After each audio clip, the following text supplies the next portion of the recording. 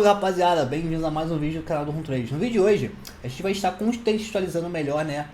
Aprender a diferenciar o que é um verdadeiro choque e o que é um falso choque, né? Aquela verdadeira mudança de caráter no preço de um falso. Então, não esqueçam, deixa aquele likezão para fortalecer esse conteúdo de extrema qualidade para vocês.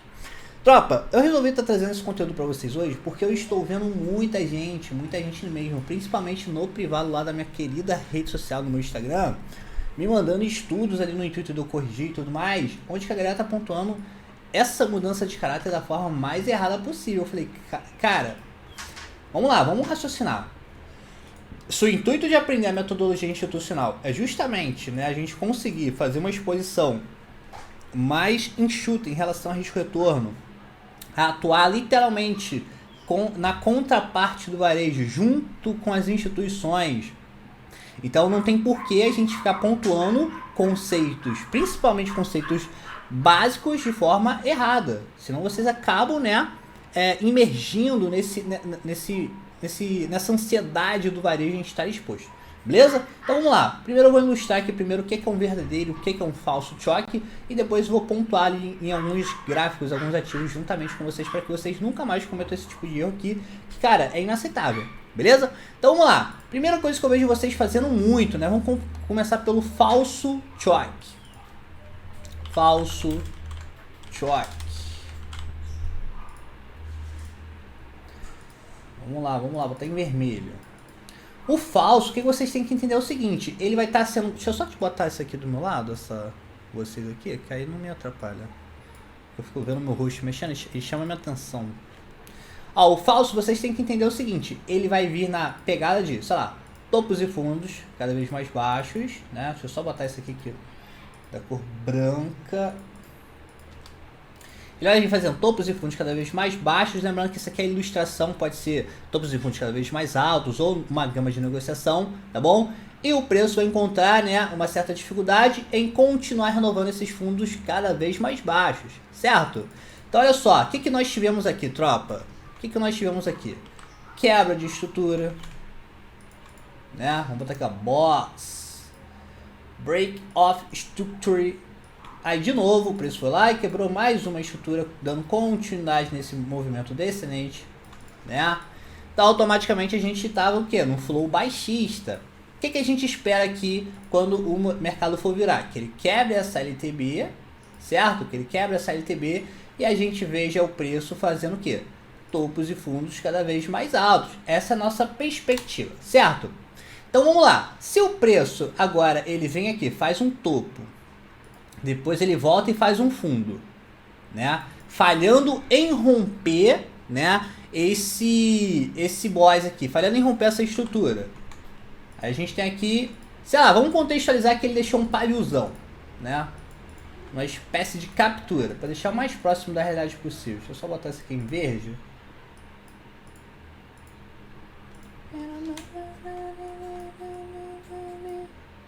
Pronto.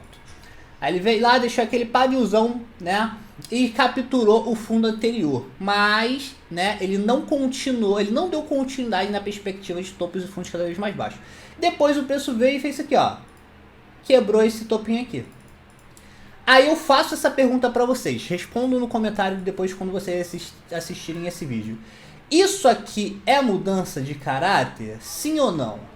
Né, vou até botar em vermelho aqui, ó. Isso aqui vai ser mudança, a gente pode pontuar como mudança de caráter? Sim ou não? Quem respondeu não, respondeu corretamente. Quem respondeu sim, está errado, tá bom? Não é mudança de caráter. Então, muito cuidado com isso, que vocês estão validando muito choque da forma errada.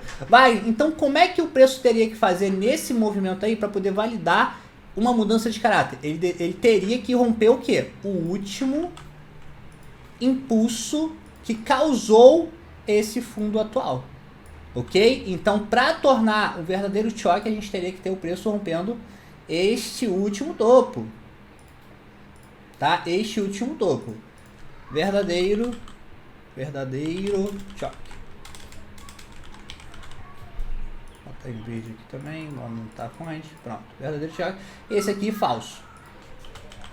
Esse aqui tá igual os vendedores de ilusão, esse aqui é falso, beleza? Então, prestem muita atenção nisso. Prestem muita atenção nisso, porque eu tô vendo muita gente errando em uma coisa que, teoricamente, tende a ser básica, tropa. É uma coisa que tende a ser básica. Ah, Wagner, mas poxa, eu comecei a estudar agora, então, porra, não casa dinheiro, porque senão você tá, né, criando o início do seu fim. Automaticamente, o que vai validar aqui uma possível boa oportunidade?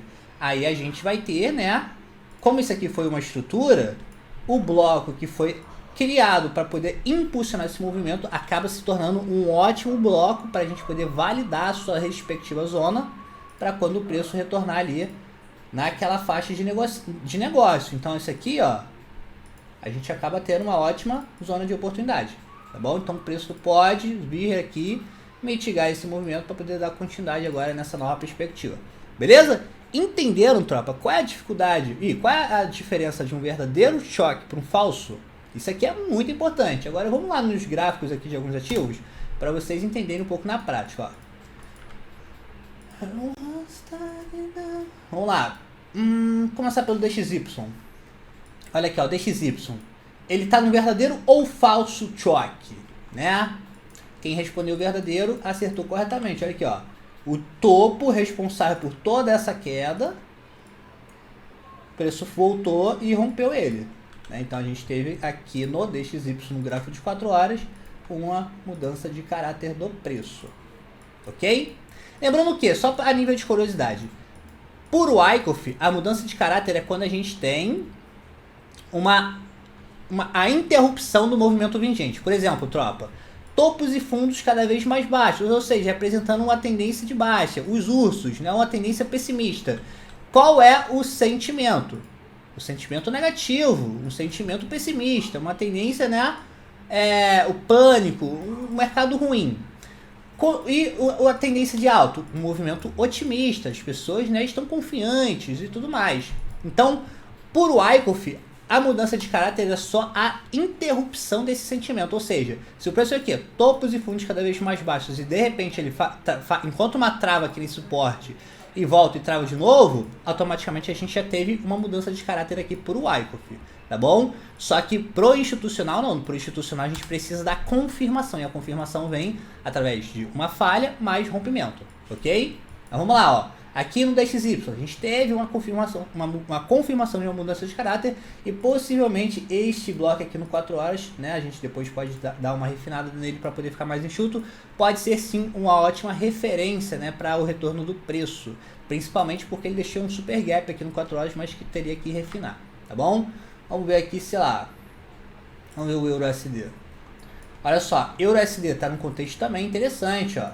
Fez uma mudança de caráter linda na sua macro, ó. Rompeu a estrutura referente, ó, rompeu o fundo da estrutura que deu origem ao impulso, né, ao último movimento de alta, fez o rompimento dele, então aqui a gente já teve uma mudança de caráter, tá bom? Tá bonito sim esse euro.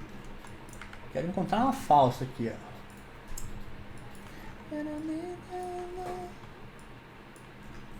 Olha aqui, ó. Mesma coisa, prestem atenção. Vou pegar só esse atual movimento aqui do GBP-USD. Vamos supor que isso aqui, né, foi o último topo. Vamos supor não. Vamos imaginar que isso é a última referência de preço. O preço veio uma pernada baixista e voltou agora numa pernada de alta. Olha só. Ele não rompeu aqui? Muita gente validaria isso aqui como mudança de caráter. Tá? Tá certo? Cara, depende do fractal. No fractal que a gente está olhando, não estaria. Tá? Ele teria que romper este último topo para poder validar. Ok? Para poder validar. Caso contrário, o preço pode estar dentro de uma gama de negociação. O que seria uma gama de negociação, Wagner? É quando o preço encontra ali uma resistência muito forte o suficiente que ele não consegue passar, então ele retorna para buscar o quê? Suporte para poder ganhar força, para depois buscar resistência, assim sucessivamente. Ou seja, ele fica parecendo uma bolinha de ping-pong. Trabalha aquele movimento lateralizado. Por isso que é importante pontuar da forma correta. Tá bom? Deixa eu ver se eu encontro mais algum aqui.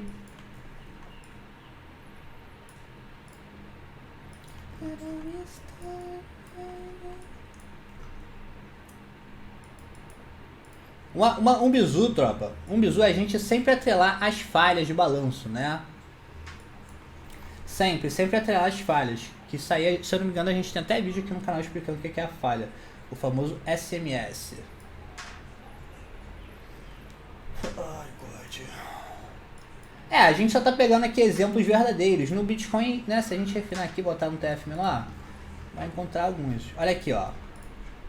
Muita gente validaria a mudança de caráter aqui no Bitcoin com esse rompimento aqui. Erradamente, tá? Tem que ser este topo aqui, ó. Igual ele fez agora, tá? Porque aí, olha só, aqui no Bitcoin a gente já tem um interesse claro de que a demanda tá querendo entrar no game. Olha aqui, ó. Rompeu o último topo, mostrou interesse, né? Mostrou aqui, ó, bastante relevância na presença da demanda. O problema é essa liquidez aqui no fundo, então ele pode vir querer pegar ela para depois subir, né? Lembrando que não acho esse cenário aqui ideal para a gente comprar. O meu atual viagem para o Bitcoin é de queda, tá? Acredito muito que agora no curto prazo a gente tenha validado isso aqui como topo. Olha aqui, ó, na macro do Bitcoin a gente não teve mudança de caráter.